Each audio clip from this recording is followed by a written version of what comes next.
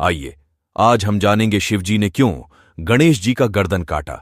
ऐसा कहा जाता है कि जब उनके पुत्र गणेश ने उन्हें माता पार्वती से मिलने के लिए मना कर दिया, तो क्रोध में आकर महादेव ने अपने पुत्र गणेश का सिर काट दिया था। लेकिन इसके पीछे एक और बड़ा कारण था।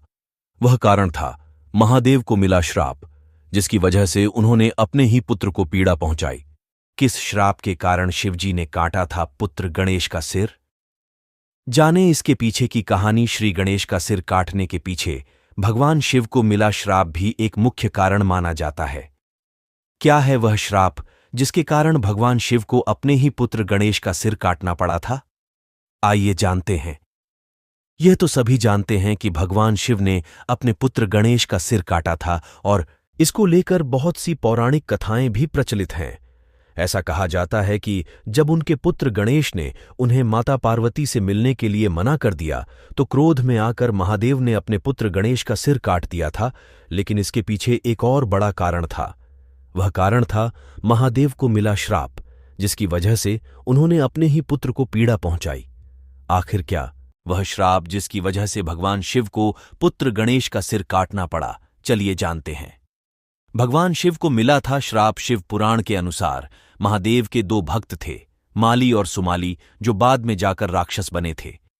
वे दोनों स्वर्ग पर अधिकार करना चाहते थे और सूर्यदेव ऐसा होना नहीं दे सकते थे। इसलिए सूर्यदेव और इन राक्षसों के बीच युद्ध हो गया। स्वर्ग को राक्षसों से बचाने के लिए सूर्यदेव ने अपनी तेज शक्ति का प्रयोग किया।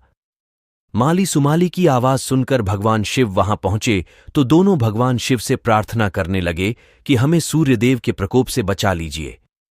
इसलिए काटना पड़ा पुत्र गणेश का सिर। शिवजी ने भक्तों को बचाने के लिए सूर्यदेव पर त्रिशूल से प्रहार कर दिया और इस प्रहार से गिरकर सूर्य मरणासन्न हो गए।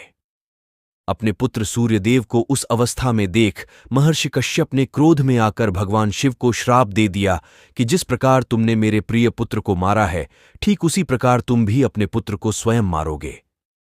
बाद में महर्षि कश्यप के इसी श्राप के कारण ऐसा संयोग बना जिसके चलते शंकर को अपने पुत्र गणेश का सिर काटना पड़ा था। यह है पौराणिक कथा। पौराणिक कथाओं के अनुसार एक बार जब माता पार्वती स्नान करने के लिए जा रही थी, तो उन्होंने पुत्र गणेश को किसी को अंदर प्रवेश न करने का आदेश दिया। माता की आज्ञा का पालन करने के लिए गणेश द्वार पर ही पहरा देने लगे। इसी दौरान भगवान शिव माता पार्वती से मिलने के लिए आए, लेकिन गणेश जी ने उन्हें अंदर प्रवेश करने के लिए मना कर दिया। शिवजी ने पुत्र गणेश से कितनी बार रास्ते से हटने का आग्रह किया, लेकिन गणेश नहीं माने।